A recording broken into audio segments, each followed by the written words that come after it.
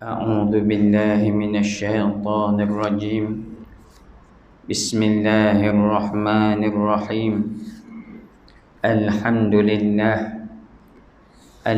لله رب العالمين، والصلاة والسلام على أشرف الأنبياء والمرسلين وعلى آله وصحبه أجمعين. رب اشرح لي صدري ويسر لي أمري واحلل عقدة من لساني يفقه قولي. رب يسر ولا تعسر، رب تمم بالخير. سبحانك لا علم لنا إلا ما علمتنا إنك أنت العليم الحكيم. ولا حول ولا قوة إلا بالله العلي العظيم. السلام عليكم ورحمة الله وبركاته.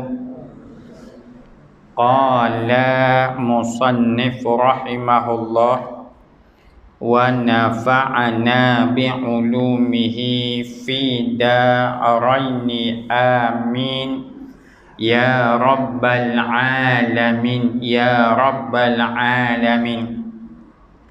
Cabang iman yang kedua, beriman kepada semua utusan Allah Ta'ala. Semoga Allah mengurniakan salawat dan salam ke atas mereka. Cabang iman yang kedua ini yakni beriman kepada semua utusan Allah, yakni beriman kepada sekalian para nabi dan para rasul. Wajib kita beriman dengan sekalian para nabi dan para rasul. Yang pertama, kedudukan nabi dan rasul ini ia adalah pilihan yang mutlak yang datang daripada Allah Subhanahu wa Ta'ala. Dia tidak ada amalan khusus untuk nak menjadikan diri seseorang ni jadi nabi ataupun rasul, tak ada. Tak ada lah apabila seseorang yang sembahyang malam 1000 rakaat selama 8 tahun berturut-turut akan menjadi seorang nabi ataupun menjadi seorang rasul, tak ada. Jadi kedudukan Nabi dan Rasul ini pilihan yang mutlak yang datang daripada Allah Subhanahu wa Ta'ala. Dan para Nabi dan Rasul ini juga mereka adalah sebaik-baik manusia pada zaman mereka. Tak ada di kalangan Nabi dan Rasul ni rupa dia utuh, tak ada. Di kalangan para Nabi dan Rasul ni zahir dia yang terbaik, dan dalaman dia pun, hak dalam hati pun, batin dia pun yang terbaik. Tak ada zahir Nabi ni utuh walaupun dalaman dia bersih, tak ada. Para Nabi dan Rasul memang zahir dia yang terbaik dan batin dia pun yang terbaik. Sebagai contoh saja dia, hak ni jangan sipang, jangan buat, jangan fikir dia yang bukan-bukan. Saya nak satu gambaran saja ya, di antaranya kita Nabi Isa alaihi salam. Nabi Isa alaihi salam, dan di kalangan penganut Kristian menganggap ia adalah Jesus. Dia adalah perbincangan dia tu. Cuma cuba kita perhati ya, dalam gereja tu ataupun gambar yang dia buat berkaitan dengan tubuh badan Nabi Isa ni, uduh ke lawa? Cuba tengok, perhati gambar dia tu. Dalam keadaan orang kulit putih, muka orang eseng, rambut panjang, dan keadaan ada janggut dan tubuh badan pun tubuh badan orang lawa. Itu gambaran tu, gambaran yang dibuat nak menggambarkan bahawa Nabi Isa adalah orang yang lawa. Nabi Isa orang yang lawa, zahir pun lawa, batin pun lawa. Maka begitu juga dengan nabi-nabi yang lain. Saya kata ni sekadar perbahasa saja, jangan diambil gambar simpan dan ambil duit. Hanya simpan dan ambil duit, ucap kacil lalu nampak dia orang.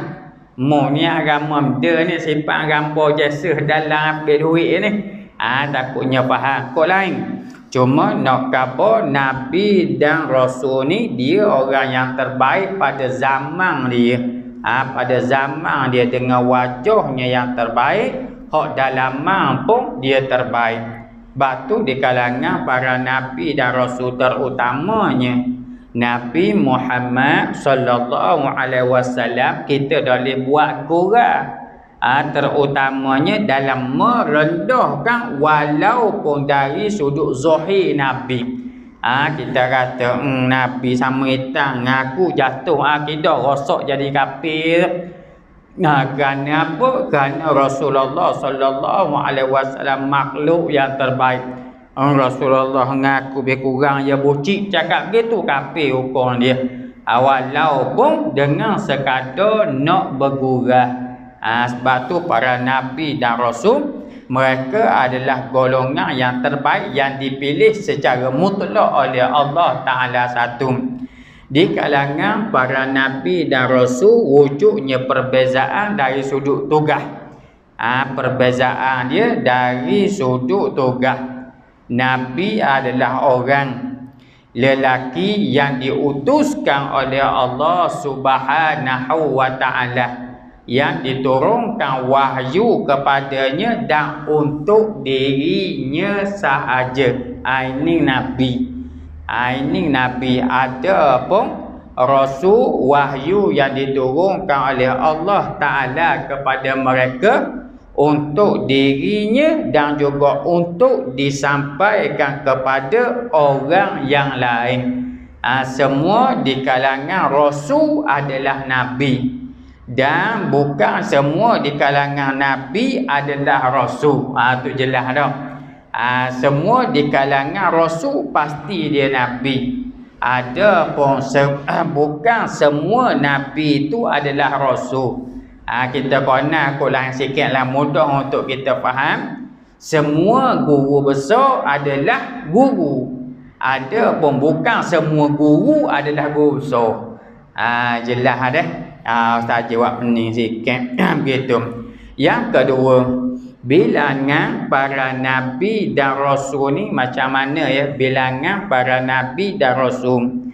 Ada satu pendapat berdasarkan ada riwayat menyatakan bilangan para Nabi adalah 124,000 orang. Bilangan Nabi. Bilangan Nabi. Ada pun bilangan Rasul adalah 313. Itu bilangan Rasul, itu satu pendapat. Dan satu pendapat lagi menyatakan bahawa bilangan Nabi dan Rasul hanya diketahui oleh Allah Subhanahu wa Ta'ala sahaja. Hanya diketahui oleh Allah Ta'ala sahaja. Sebab apa? Dalam riwayat dalam Quranul Karim Allah Ta'ala ada menyatakan kepada Nabi Muhammad sallallahu alaihi wasallam, sesungguhnya wahai Muhammad, ada di kalangan para Nabi dan Rasul yang kami ceritakan kepada kamu, dan ada juga di kalangan mereka yang kami tidak ceritakan kepada kamu. Jadi ini dipegang oleh pendapat sebagian ulama menyatakan bahawa apabila cerita Allah Ta'ala khabar kepada Nabi Muhammad sallallahu alaihi wasallam bahawa ada yang diceritakan itu, maka itulah yang diberitahu oleh Rasulullah. Ada pun yang tidak diketahui, tidak diberitahulah, sebab Rasulullah pun tak tahu kerana Allah Ta'ala tak khabar kepada Rasul. Jadi bilangan para Nabi dan Rasul sebahagian pendapat menyatakan hanya Allah Subhanahu wa Ta'ala sahaja mengetahuinya. Hanya Allah Subhanahu wa Ta'ala sahaja mengetahuinya. Dalam banyak-banyak di kalangan para Nabi dan Rasul, di sana ada satu istilah dia panggil wajib kita beriman secara ijmali dan wajib kita beriman secara tafsili. Apa dia ijmali, apa dia tafsili? Ijmali maknanya wajib kita beriman secara umum. Maknanya kalau kita tengok di sini, kita beriman kepada semua yang diutuh oleh Allah Ta'ala pada mereka. Sama ada Nabi yang kita tahu, Nabi yang kita tak tahu, Rasul yang kita tahu, Rasul yang kita tak tahu. Allah Ta'ala pilih mereka, Allah Ta'ala utuh mereka, wajib kata kita beriman semuanya. Tak boleh kita kata aku beriman separuh lagi aku tak beriman. Maka rosak akidah. Maka wajib kita kena beriman belaka. Hal tu dia panggil secara ijmali. Ijmali ni secara umum. Ada pun tafsili secara detail, secara tafsili secara terperinci adalah 25 orang rasul.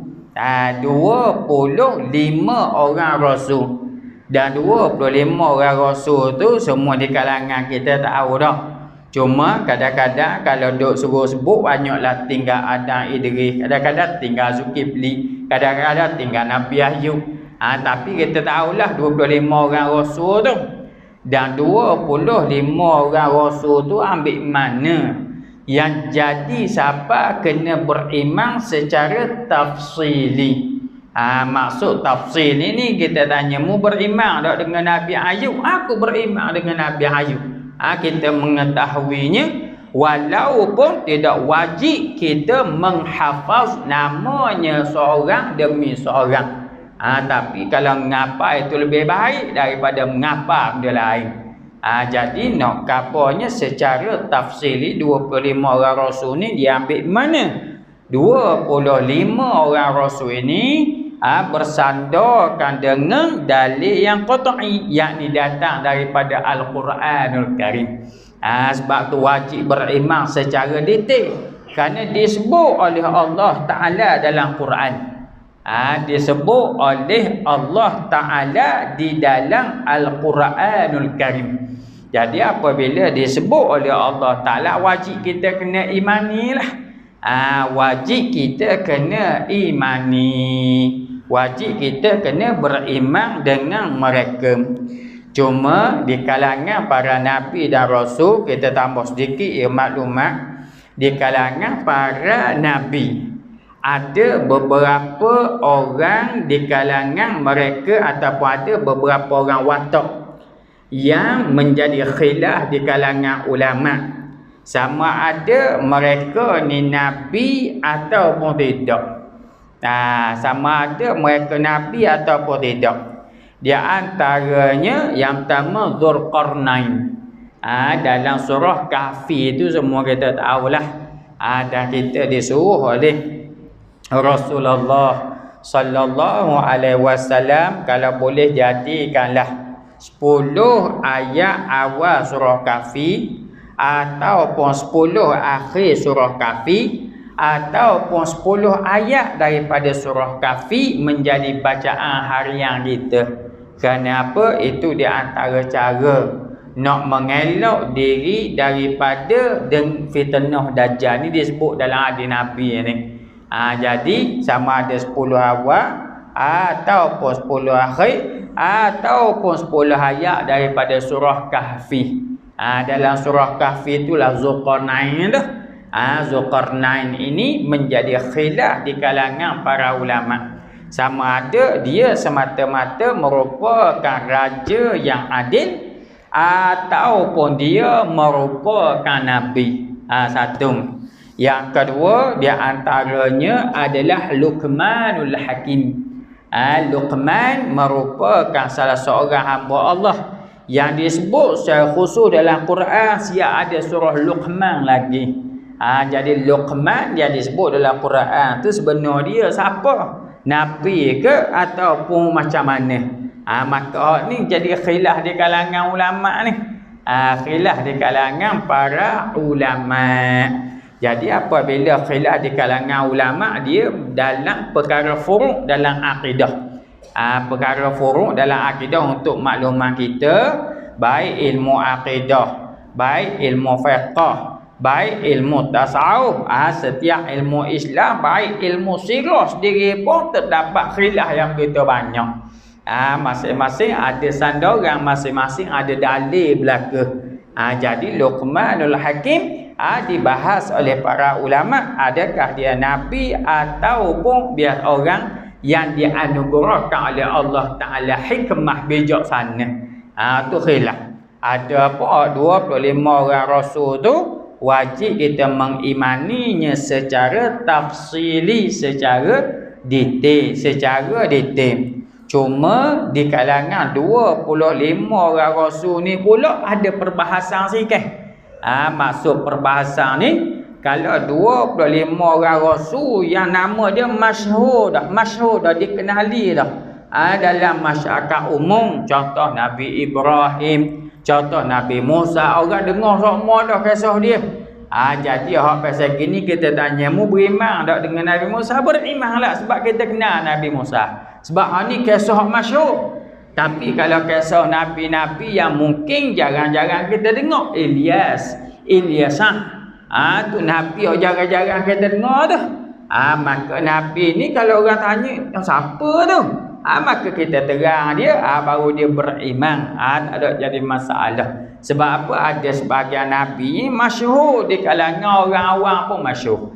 Ada di kalangan nabi ni ceritanya tidak diketahui secara terperinci. Maka kisah-kisah nabi begini jarang-jarang keluar. Ramai orang awam tak tahu.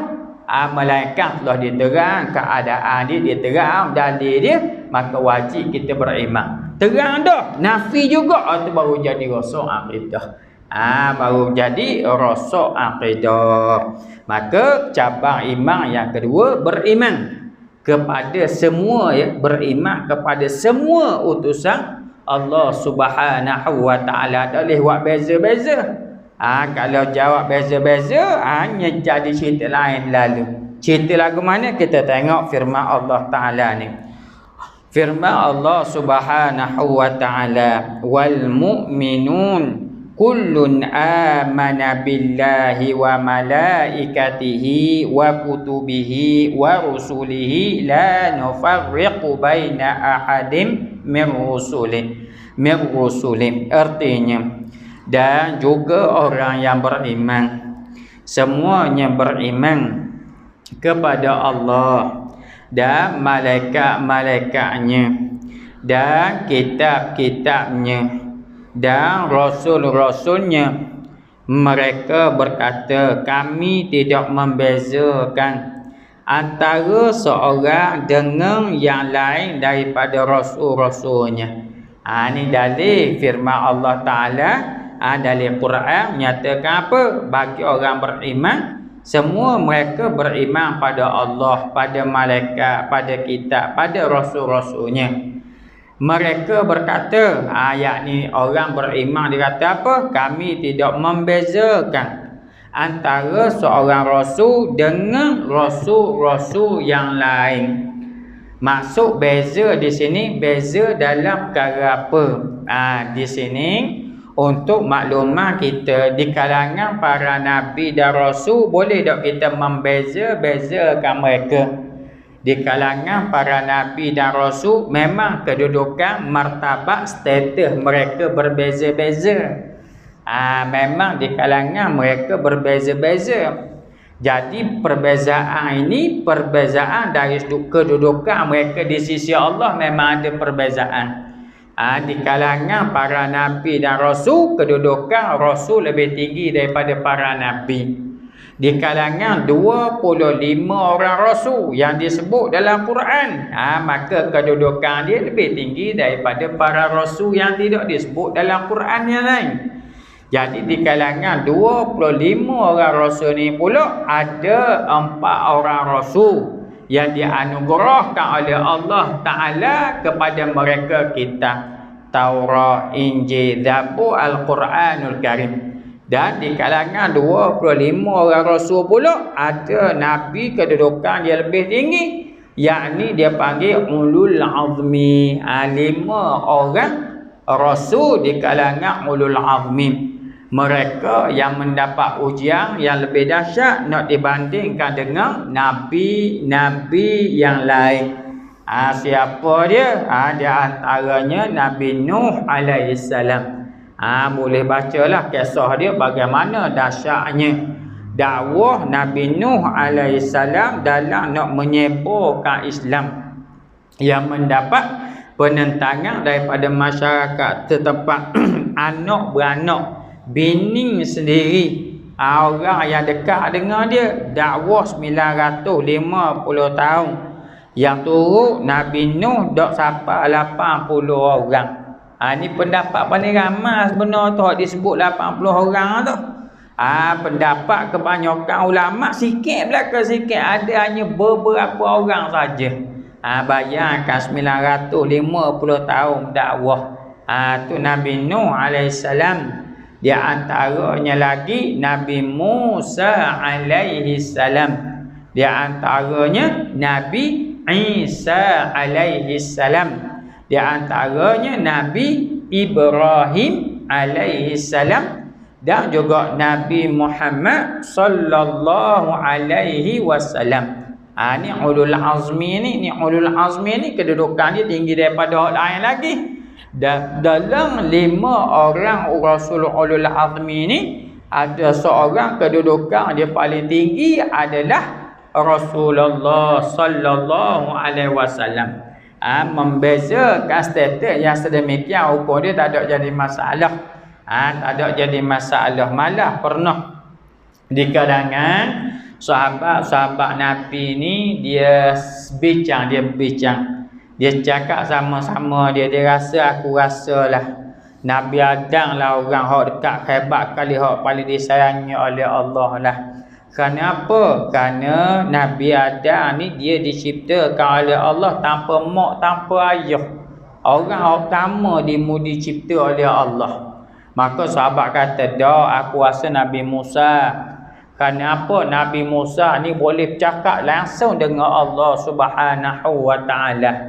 Katanya pula sahabat yang lain dia kata, dah aku rasa Nabi Ibrahim, kerana dia kenali sebagai Abul Anbiya.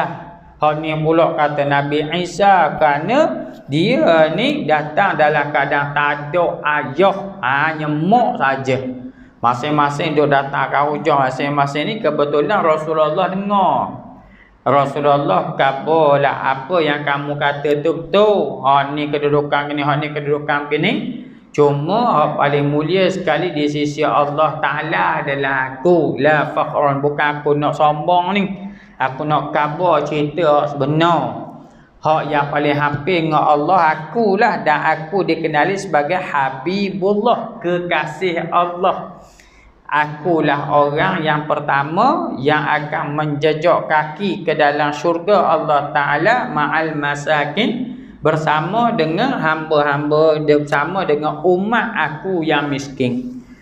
Jadi nak kabar pada diri kita bagaimana kedudukan Rasulullah sallallahu alaihi wasallam lebih tinggi daripada nabi yang lain.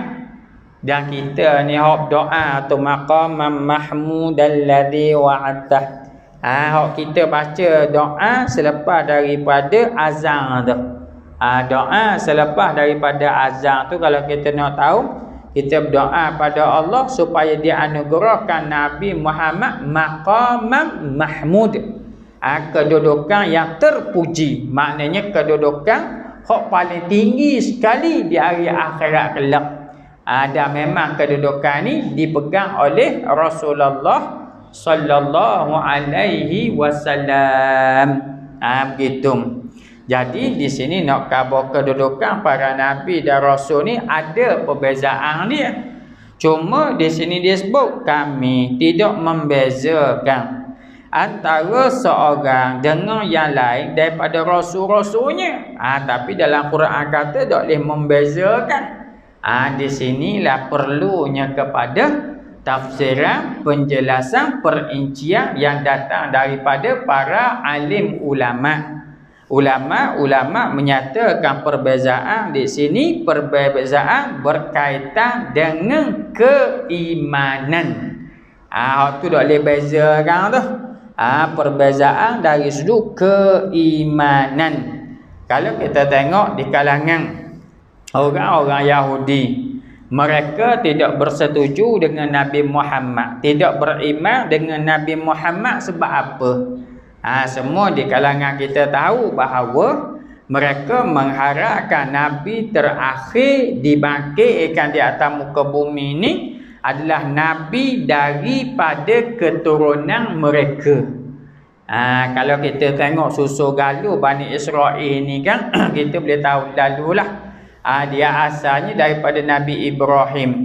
Nabi Ibrahim ni di antara anaknya Nabi Ishak dengan Nabi Ismail. Jadi daripada susu galuh Nabi Ishak ni lah, daripada Nabi Ishak turun Nabi Yaqub. Daripada Nabi Yaqub turun Nabi Yusuf. Jadi Nabi Yaqub ni panggilan dia, nama dia dalam bahasa Ibrani yakni Israel. Israel maksudnya Abdullah. Jadi Bani Israel anak beranak Nabi Yaqub. Jadi dia harapnya Nabi Muhammad ni dia mari daripada susu galuh Nabi Ishak. Tiba-tiba Allah Ta'ala dak bangkitkan Nabi Muhammad daripada keturunan tu, tapi dibangkitkan daripada susu galuh Nabi Ismail alaihissalam. Apabila begitu di kalangan orang Yahudi dak beriman, dak setuju. Dak setuju. Apabila dak setuju, mereka menentang sungguh-sungguh. Sebab itu di kalangan mereka yang turut Nabi Muhammad, di kalangan ahli kitab ni dak ramai mana. Dan mereka ni siapa-siapa yang turut Nabi Muhammad hak asal mulia pun akan jadi hina pandangan mereka dengan sekelip mata je. Satu kisah yang masyhur ni satu kisah yang masyhur.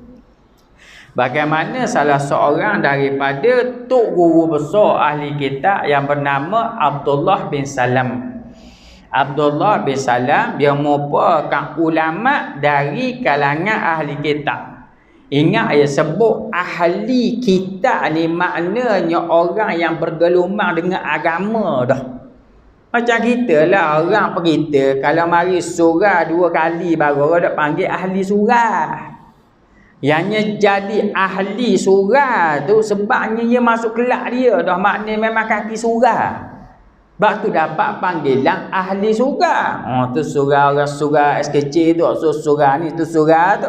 Sebab memang dia kaki duduk situ sama, pergi sama situ. Tak ada kita mari baru 2 kali pergi sejid tu orang panggil tu sejid seminar. Ada jarang-jarang. Melainkan memang hidup situ pergi sama. Jadi tu ahli kitab ni, ahli kitab dia orang yang mengetahui tentang kitab-kitab agama tu. Jadi di antara mereka, ketua mereka antaranya Abdullah bin Salam. Jadi Abdullah bin Salam ni dia nak tahu kebenaran Nabi Muhammad sallallahu alaihi wasallam.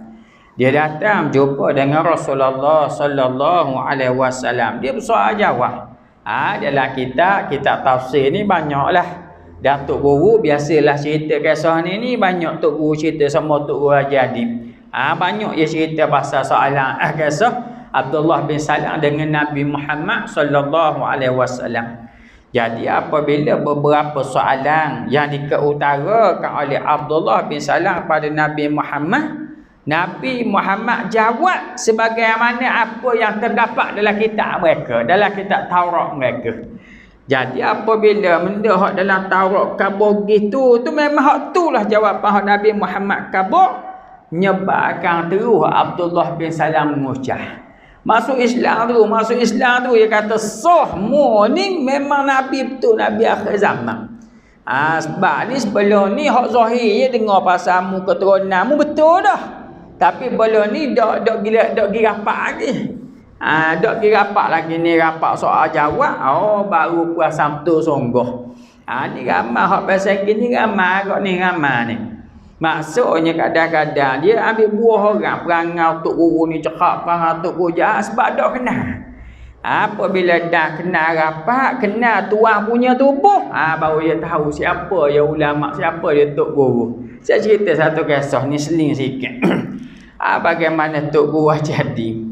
Ada hamba Allah Ta'ala ni, dia ni orang tua mai duduk blok-blok ke dalam mang.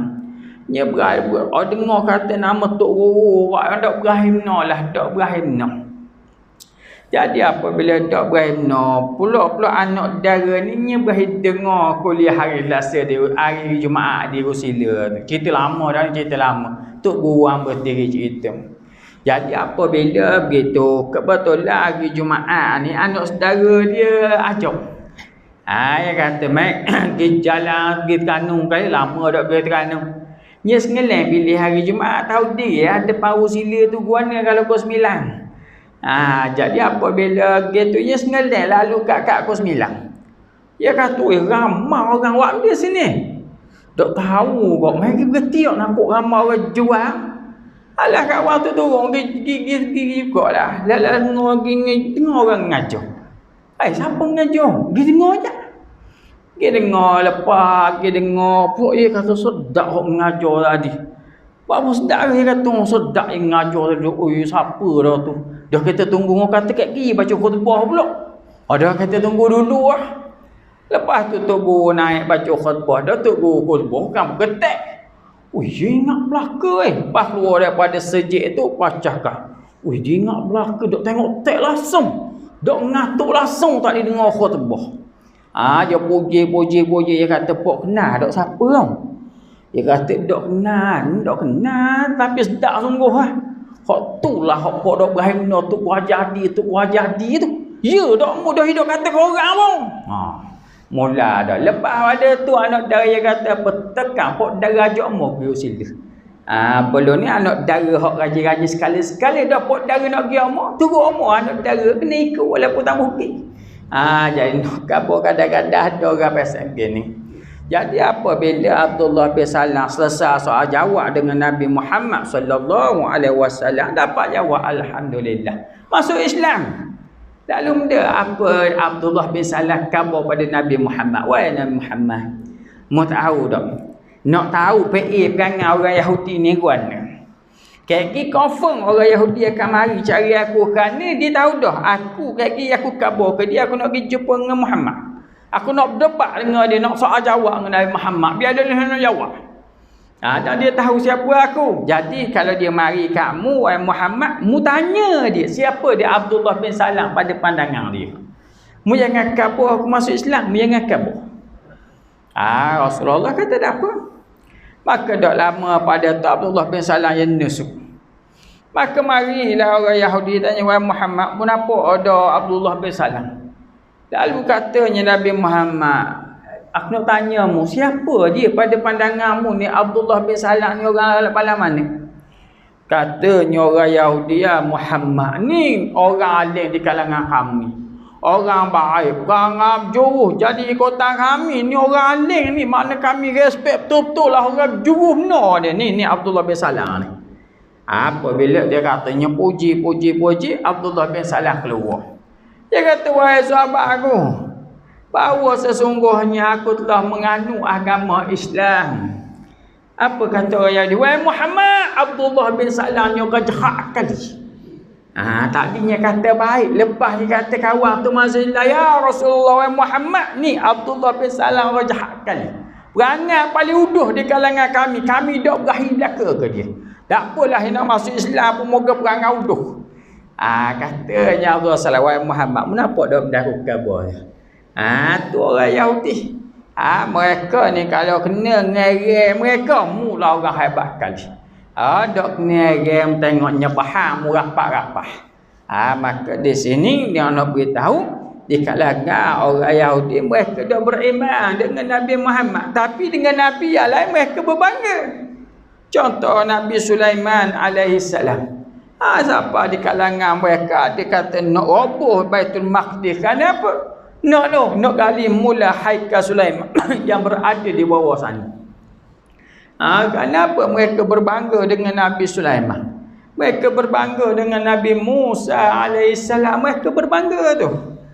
Tu sebab tu mereka beriman dengan sebahagian Nabi yang lain dan mereka menafikan keimanan dengan Nabi yang lain. Contoh kalau kita tengok Nabi Isa alaihissalam pula. Di kalangan orang Kristian percaya dengan Nabi Isa, tapi dengan fahaman mereka yang mengaruh itulah Trinity tu. Tapi dengan nabi-nabi yang lain mereka tak setuju. Maka hak ni yang dilarang sama sekali, membezakan dari sudut keimanan. Membezakan dari sudut keimanan di antara nabi nabi seorang nabi dengan nabi yang lain. Jadi kita begitu wajib kata kita beriman dengan sekalian.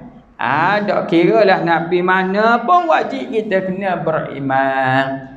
Wajib kita kena beriman.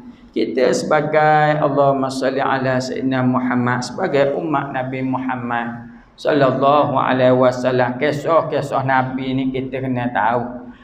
Kita kena ambil berat, kita kena tengok dakwah mereka, supaya memberi semangat kepada kita untuk nak menghidupkan agama pada diri kita. Tengok kisah kesabaran Nabi Ayub alaihissalam, diuji dengan kerenah isteri. Tengok bagaimana kesabaran Nabi Nuh berdakwah kepada kaum dia. Bagaimana kisah Nabi Lut berhadapan dengan puak mereka di kalangan lesbian dan gay.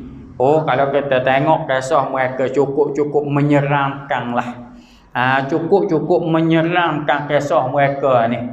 Mereka ni siapa perekat. Orang yang lawa-lawa masuk kampung tu kira dok selamat. Siapa diriwayatkan bagaimana kisah Nabi Lut alaihissalam. Ketika mana malaikat yang datang nak mendatangkan azab. Dan malaikat pula dia datang dalam keadaan wajah manusia yang lawa. Hak laki lawa, gantang lah benda, gantang ke dia panggil jambu ke ikutlah kita ni. Mari ni Allah sudah Nabi Lut suruh mari malang. Siang bimbang takut orang nampak nyunggal. Mari malang tu molek dah nyerepok pula di bining dia. Nyerepok pula di bining dia ni ya khabar tu ada tetamu Nabi Lut tu, suami aku tu, Allah gini nya tunjuk ke hak jatang dia ni. Allah jatah ni siapa perekat ni yoga rumah wailu buka dak, kalau dak kami pecah rumah ni. Kerana apa nak kepada hak lelaki tu siapa setara tu.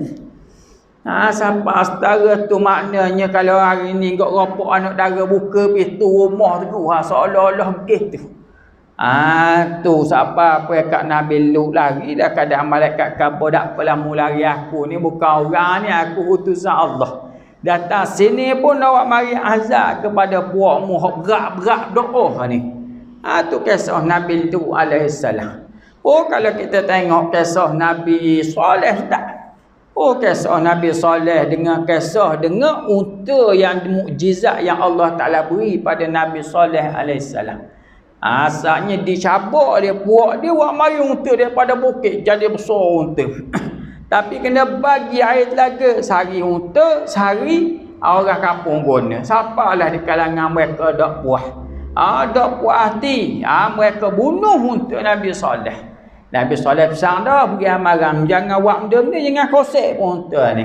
Apa bunuh kok suka orang ramai. Nabi Saleh kata, mu ingat mu tunggu 3 hari. Sebelum datang azab mu tunggu 3 hari ni. Mu tengok esok mukamu jadi kuning. Lusa mukamu jadi merah. Ngelah mukamu jadi hitam. Datang azab daripada Allah. Alah esok kan pakai muka kuning belakang. Sudah. Takutan ni. Lusa pula mari pula jadi muka warna merah. Lah muka warna hitam. Takutan nusuk dalam rumah Allah Ta'ala awak mari cerita daripada malaikat. Bergelimpangan manusia mati. Ini kisah Nabi-Nabi yang diceritakan dalam Quran dan dihuraikan oleh para ulama dalam kitab-kitab mereka.